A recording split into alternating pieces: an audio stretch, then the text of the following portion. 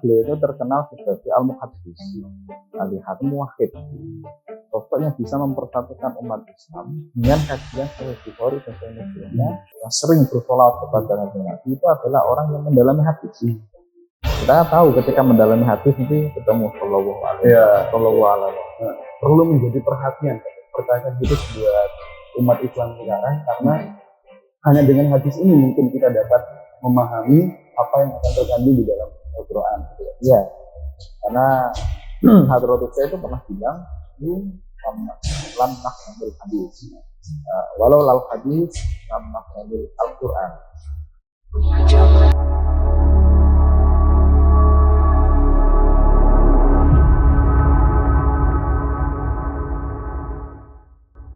Assalamualaikum warahmatullahi wabarakatuh.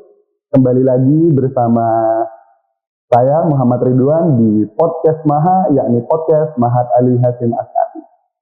Oke, baiklah teman-teman podcast Maha, kali ini kita kedatangan tamu yang jauh sekali dari Jawa Tengah, kotanya para wali, yaitu kota Kudus. Bersama kita hari ini yakni Ustadz Ilham Zidalhat. Apa kabar Ustadz? Alhamdulillah baik. Alhamdulillah.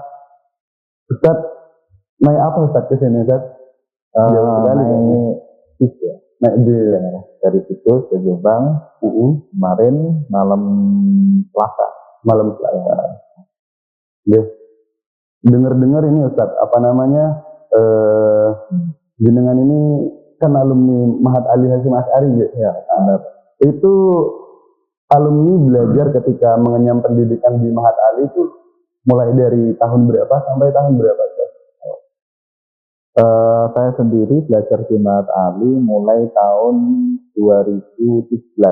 Setelah saya lulus dari Madrasah Aliyah Salafiyah Satya Kediri sini, kemudian saya minat untuk mendalami hadis di Mahat Ali Hasyim Asy'ari masuk tahun 2017. Setelah itu belajar di sini 4 tahun.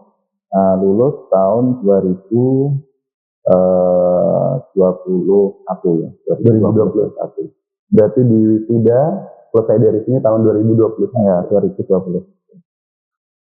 Pengalaman dan kesannya kan selama 4 tahun belajar hadis dan ilmu hadis bersama para masyayikh Mahat Ali kan mesti banyak kan kesan dan kesan atau peristiwa yang sampai sekarang teringat kalau dengar nama M1-nya Mahat Ali gitu, apa gitu tadi ya, gitu.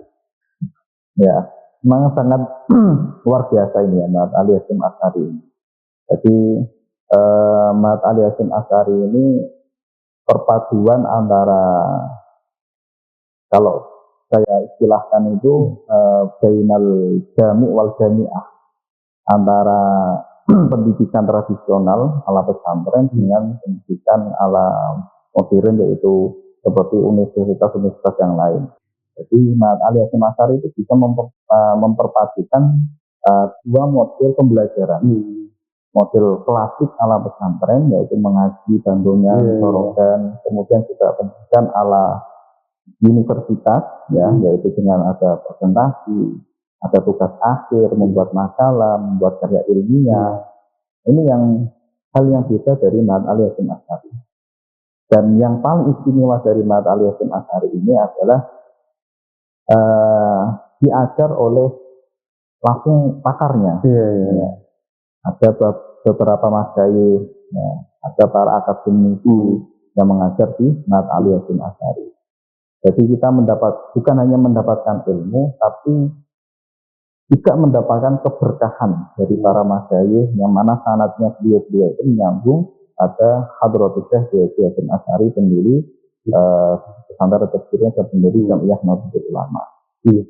Berarti kan kita tahu nih tadi ya, bahwasanya melihat figurnya Hadratus Syekh Hasyim Asy'ari, ya kan, yang notabene sebagai muhaddits, sebagai ahli hadis, berarti itu yang memunculkan minat jenengan dari Madrasah Aliyah langsung lanjut di Mahat Ali Hasyim Asy'ari yang khususnya hadis.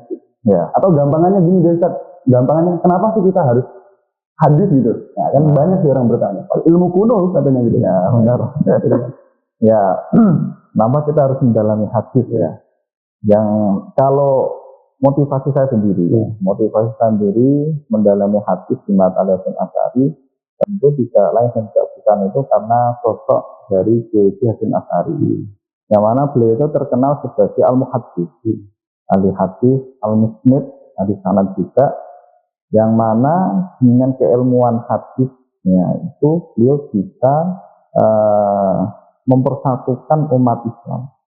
Ya, jadi kan Hadratus Syekh itu al-muwahhid, sosok yang bisa mempersatukan umat Islam dengan kajian Sahih Bukhari dan Sahih Muslimnya ketika bulan Ramadan di Sanad Iran.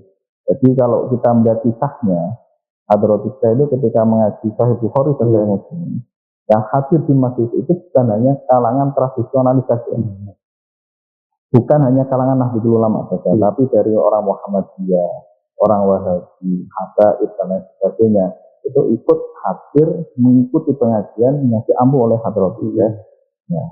Yang mana kita tahu kalau beliau itu adalah al-muhaddits, ahli hadis. Itu yang pertama. Yang kedua, kenapa kita mendalami hadis? Saya teringat Hadratus Syekh itu memiliki satu risalah, hanya beberapa lembar saja. Judulnya itu Risalah fi Fadilati Ahlil Hadis wa Syarafihim. Risalah yang menjelaskan tentang keutamaan ahli hadis dan kemuliaannya. Nah, salah satu isi dari risalah tersebut itu apa? Bahwasanya orang yang selalu bersolawat kepada Kanjeng Nabi, yang sering bersolawat kepada Kanjeng Nabi, itu adalah orang yang mendalami hadis. Kita tahu ketika mendalami hadis nanti ketemu sallallahu alaihi wasallam. Dan orang yang paling suka membaca sholawat itu ya orang yang mendalami hadis itu. Tentu ketika kita suka bersolawat, maka kita akan mendapatkan syafaat dari Nabi Muhammad Shallallahu Alaihi Wasallam. Itu salah satu isi dari kitab Risalah fi Fadilati Ahli Hadis wa Syarafihim yang ditulis oleh Hadratus Syekh Kiai Hasyim Asy'ari. Jadi Hadratus Syekh Kiai Hasyim Asy'ari itu menulis risalah itu, ya, itu agar kita lebih giat lagi dalam mempelajari hadis. Ya, karena banyak sekali fadilah-fadilah keutamaan orang yang belajar dan menekuni hadis. Itu salah satunya ya. Gitu. Yang ketiga, kenapa harus belajar hadis? Gitu ya. Karena ketika kita belajar hadis, contohnya kita belajar Sahih Bukhari. Sahih Bukhari dimulai dari kitab iman, ya, sampai akhir ya. Atau kitab-kitab hadis yang lainnya. Nah, ketika kita belajar satu kitab hadis, itu otomatis keilmuan yang lain bisa ikut kita pelajari. Fikih kita dapat, akidah, iman, tauhid juga kita dapat, tafsir juga kita dapat, sirah juga kita dapat, akhlak juga kita dapat. Jadi lengkap gitu. Jadi kita belajar kitab hadis satu, kita dalami betul. Bukhari dan Muslim, itu kan babnya kan keseluruhan, menyeluruh dia. Nah, dari pembahasan akidah ada, syariat ada, tasawuf ada, tafsir ada. Nah, jadi ketika kita belajar hadis itu otomatis ilmunya lain juga jadi semua. Jadi semua. Berbeda kita belajar syariat. Nah, ya sisi hadisnya ya belum tentu kita mendalami, belum tentu menyentuh hadis tadi. Lebihnya seperti itu. Berarti seolah-olah kalau gitu Mahat Ali Hasyim Asy'ari ini dapat digolongkan sebagai al-muwahhid tadi saja.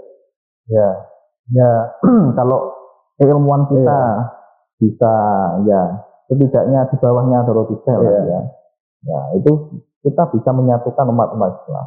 Karena apa? Karena ketika orang itu sudah keilmuannya sudah tinggi, ya, belajarnya sudah luas, keilmuannya sudah luas, dengan lautan yang tidak ada batasnya, itu orang itu akan terkesima. Iya.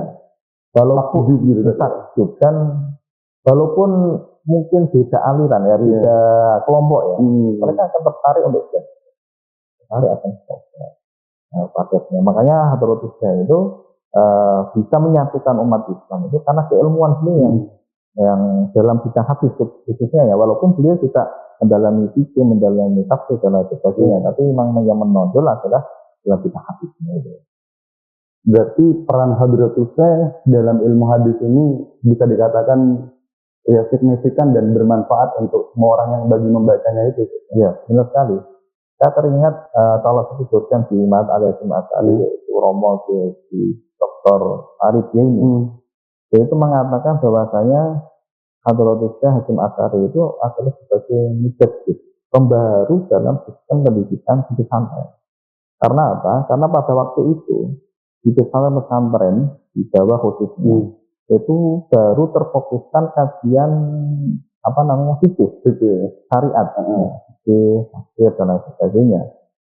Kalaupun ada kajian hadis itu hanya kitab-kitab induk, kitab-kitab yang besar ya, yang kitab asliyah ya, tapi kitab-kitab far'iyah seperti Bulughul Maram, dan Sholih, kitab-kitab yang lainnya.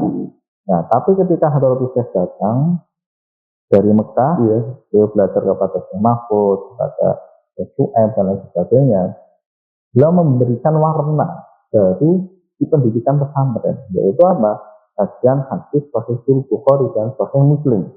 Yang mana pada waktu itu belum ada pesantren yang memiliki perhatian pada hadis.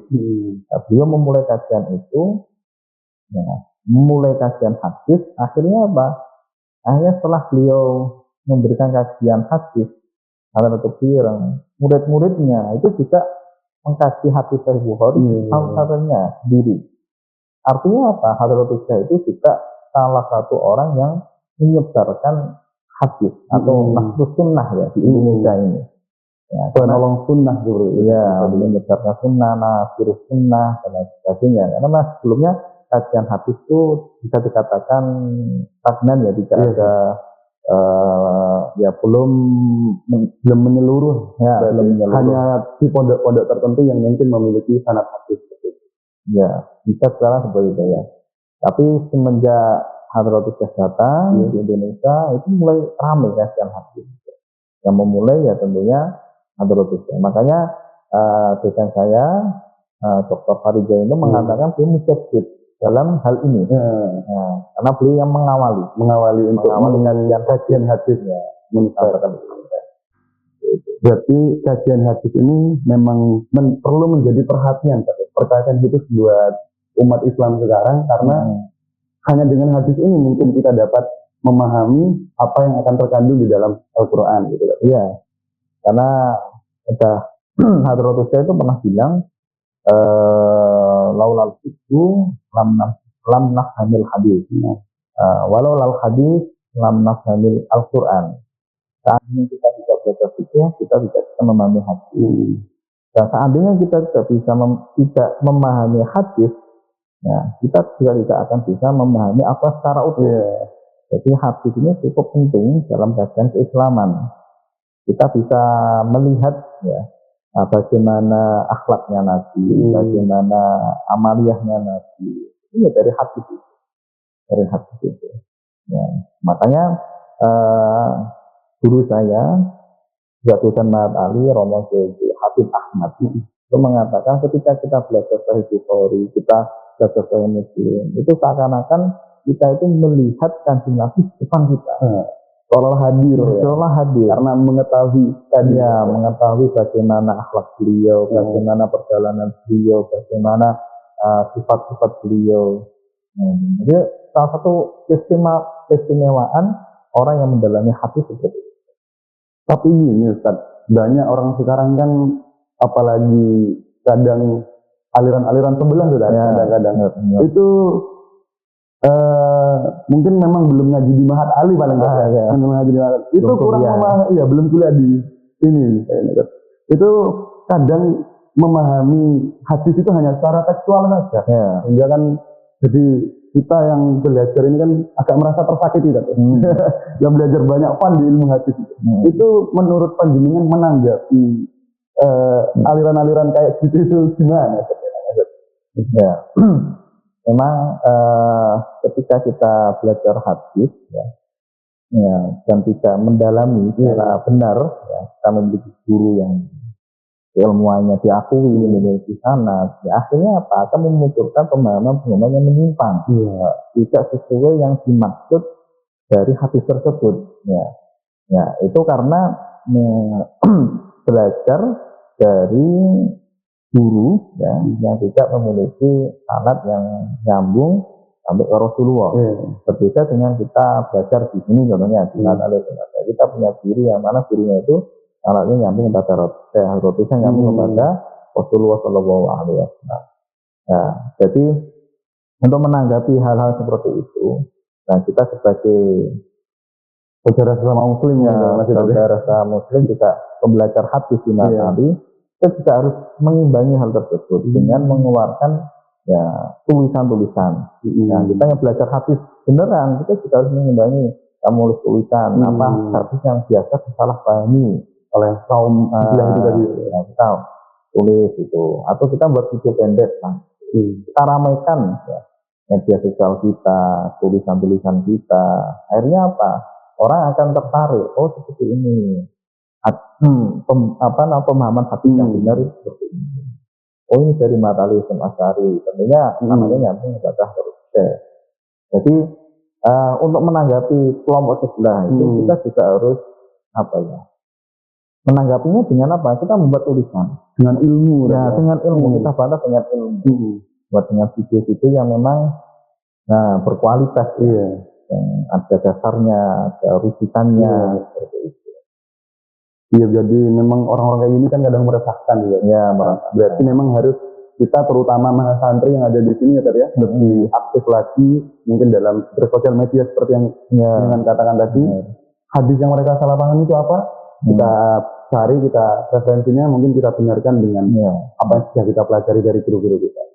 Iya, saya dengar ini jenengan ini baru punya kitab baru katanya. Wah, baru punya kitab baru yang berpan tauhid.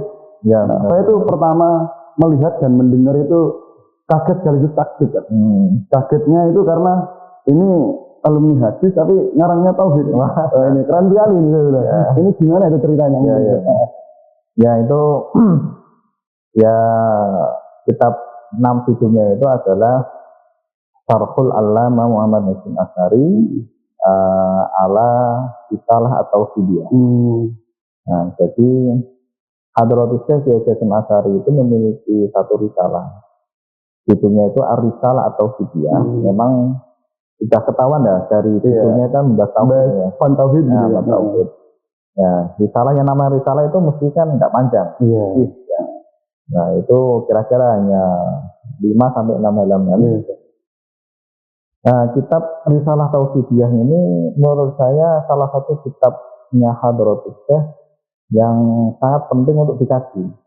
Ya, karena secara spesifik membahas tauhid dari awal sampai akhir. Ya, kemudian Risalah Tauhidiyah ini memang karena ditulis oleh dia secara singkat, itu perlu adanya penjelasan. Nah, kemudian saya diskusi dengan teman-teman bagaimana kalau kitab Risalah Tauhidiyah ini disarai atau ditaklik. Nah, tapi saya nggak mau mengikuti gaya yang lain. Kalau orang lain suka mensarai kan dia sendiri yang menyarai. Nah, saya menyarai kitab ini, tapi kan arahnya dari saya sendiri. Nah, tapi kalau dalam ini yang saya tulis ini, arahnya itu saya ambilkan dari akwalnya beliau, jauh-jauhnya beliau dari kitab-kitab lain. Jadi dimasukkan di kitabnya. Contohnya ketika Hadratus Syekh dalam Risalah Tauhidiyah membahas tentang wujudnya Allah Subhanahu wa taala. Dalam pembahasan itu. Kemudian saya selingi dengan saya ambilkan dari penjelasan kitab lain. Ya, kitab Al-Qolaid, Imanya itu Minal Aqaid. Ya, karangannya Hadratus Syekh. Ya, itu juga saya ambilkan dari kitab itu. Ada pembahasan apa tentang syafaat, saya ambilkan dari kitab Burhanuddin atau kitab-kitab yang lain. Ada hubungannya dengan pembahasan tersebut. Makanya kitab ini yang saya tulis ini, itu saya itu hanya mengumpulkan saja, hanya mengumpulkan beberapa itu oleh muhakkik penerbit Turmudi, namanya Ustadz Ibnu Harjo. Nah, beliau mengatakan bahwasanya ini adalah kitab yang pertama kali dengan model seperti itu. Seperti itu. Ya, jadi matanya sendiri disarai dengan matan kitab lain yang sama dengan mu'alif. Metodenya baru nih Ya, metodenya baru. Jadi daunnya beliau disari dengan daunnya beliau yang lain. Boleh. Nah, itu hal yang baru. Menurut beliau hal yang baru dan itu luar biasa sih, ya. Makanya kalau pakai saya sendiri ini ya saya juga tadi itu saya kan mendalami hadis gitu. Iya, jadi mendalami hadis. Ya, Taufik juga saya dalami. Memang kalau pakai tulisan saya sendiri kayaknya saya pasti belum mumpuni. Makanya saya ambilkan dari jauhnya beliau langsung. Jadi seakan-akan ketika kita atau membaca kitab itu ya jauhnya Hadratus saya sendiri tanpa ada penambahan dari satupun kata dari saya. Jadi semuanya itu adalah jauhnya beliau yang kaitannya dengan akidah. Jadi kalau kita ingin mendalami bagaimana sih akidahnya Yasin, bagaimana sih pandangan beliau tentang akidah, itu bisa dibaca di kitab itu. Jadi secara lengkap sudah saya kumpulkan dari beberapa tulisannya beliau. Jadi saya ini termasuk bagian dari tim Turos Kesuirang yang mengumpulkan tulisan-tulisannya beliau. Yang data terakhir yang dimiliki oleh tim Turos itu tulisan-tulisannya Hadratus Syekh, baik kitab, risalah, khutbah dan sebagainya itu data terakhir sampai 75 lebih. Itu semua karangannya Hadratus Syekh. 75 karangannya Hadratus Syekh. Ya, ada yang ringkas, ada yang panjang. Mungkin nanti kita tunggu launchingnya satu persatu itu tadi ya. Nanti yang Jawa itu nanti tim Turos ya. Tim Turos ya. Nah, itu dari 75 Maroji itu ya, saya baca, saya teliti mana yang ada kaitannya dengan akidah. Saya kumpulkan jadi satu seperti itu. Jadi kitab Syarhul Allamah Muhammad Hasyim Asy'ari ala Risalah Tauhidiyah. Nah, ini alhamdulillah kemarin ya saya tuangkan untuk beberapa masyayikh dan Ali dan beliau juga menyambut positif ya, dan mendukung penulisan kitab-kitab tentang Hadratus Syekh. Luar biasa perjalanannya dalam metodenya keren, isinya juga keren ya. Jadi kita itu sebagai mungkin adik-adiknya jenengan ini kayak merasa termotivasi. Ini ada alumni keren nih. Jurusannya hadis tapi ngarangnya ketauhidan gitu ya. Berarti kan seperti yang jenengan katakan di awal tadi, hadis itu membuka semua sisi tadi ya. Akidah semuanya, segalanya. Dia bisa memahami itu. Untuk jenengan sendiri, sekarang lagi menekuni apa nih? Dalam artian penelitian apa? Mungkin yang lebih lanjut. Sekarang ini mungkin risalah tauhidiyah nih. Yang mau dilanjutkan apa lagi gitu? Sebagai alumni dari Mahat Ali, luar biasa nih perjalanannya. Ya, alhamdulillah untuk saat ini saya melanjutkan belajar saya. Setelah saya lulus Mahat Ali, kemudian saya lanjut di Unhas pada waktu itu karena memang kedua pada waktu belum dibuka ya. Akhirnya saya lanjut di Mahat Ali gitu. Lanjut di Unhas. Kemudian setelah saya pulang dari Pondok Pesantren Kesuirang, saya melanjutkan pendidikan di doktoral juga di IAIN ya, jurusannya di Islam. Nah, tapi saya konsentrasinya dalam Al-Quran dan Hadis. Tetap kembali Al-Quran dan Hadis. Mendarat haji gitu. Ya, mendarat haji. Nah, rencana dalam penelitian atau tugas akhirnya saya akan mengangkat sisi hadisnya Hadratus Syekh. Walaupun memang sudah banyak peneliti sebelumnya yang meneliti Hadratus Syekh dalam sisi hadisnya. Ustaz Abdul Somad, tetapinya juga membahas tentang Hadratus Syekh. Tapi setelah saya baca ada beberapa sisi yang itu belum dikaji oleh mereka. Nah, ini coba saya tuliskan dalam risalah akhir ini atau disertasi ini. Ya, kemungkinan ya membutuhkan waktu yang lama. Waktu yang lama. Kalau melihat tidak lampah ya atau perjalanan jenengan tuh luar biasa sekali. Jadi mungkin nanti podcast ini tuh bisa jadi motivasi buat hostnya juga buat yang nonton nanti kan termotivasi bagaimana perjalanan keilmuan yang jenengan tidak lampahi dari mulai setelah selesai di M1 dilanjutkan tidak berhenti belajar. Itu luar biasa sekali menurut saya. Kalau ini Zat, ini sudah. Apa? Boleh pertanyaan lagi? Ya, kalau pertanyaan apa ya nih? Ini, oh ya, iya, lupa sih. Ya, terakhir nih Zat. Mungkin, ya, silah. Dipotong dulu. Udah. Yang terakhir mungkin Ustaz ya, mungkin diminum dulu nggak apa-apa. Oh ya, ini. Ya, nanti dikira nggak ngelak ya. Ngelak nanti Zat. Berat dari saya.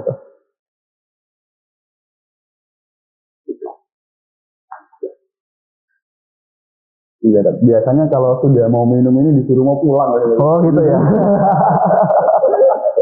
Enggak tadi ini ya. Tim produsen tadi. Oh iya. Ini sebelum kita berakhir ya, sebelum kita nanti berjumpa dengan kan jauh, kita juga saya pengen dengan menyampaikan kepada kami yang ada semua yang menonton ini nanti pesan dan pesan sebagai alumni Mahat Ali terutama.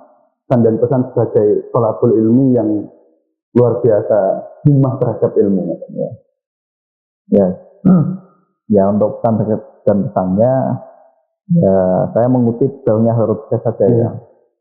Dalam kitab Adabul Alim wal Muta'alim itu beliau Hadratus Syekh itu selalu menekankan bagaimana seorang muta'alim itu harus selalu menambah keilmuannya setiap harinya. Dia di ilmu kulayaumin, menambah pengetahuannya setiap hari. Jadi setiap hari itu jangan sampai otak kita itu kosong dari ilmu, nggak dipakai gitu ya, nggak dipakai. Lihat scroll seharian, ya scroll sampai itu penyakitnya anak muda itu. Harus dalam satu hari itu kita harus ada ilmu yang menambah. Nah, dengan ilmu, maka apa yang dikatakan oleh para ulama itu palihil ilmi, ya, untuk menguasai dunia akhirat itu dengan ilmu. Ketika kita ilmu yang kita pelajari di Mahat Ali, kita pelajari dengan sungguh-sungguh sampai kini, sampai kita dikatakan sebagai al-alamah atau bahkan al-muhaddis,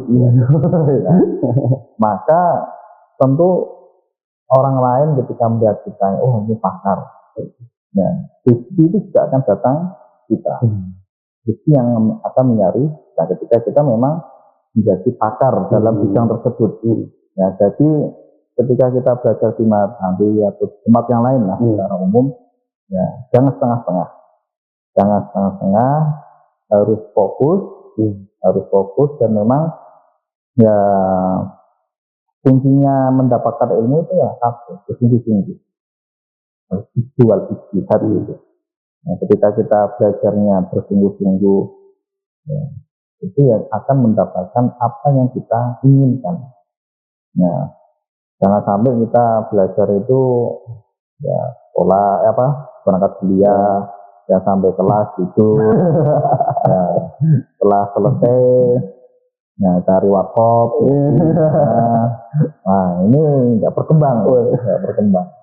Jadi dimanapun ya walaupun di warkop nggak masalah, yang penting ada pembahasan ilmu di sana, diskusi, kitab atau apa. Jadi dimanapun harus ada ilmu yang masuk, ada ilmu baru yang masuk ke diri kita.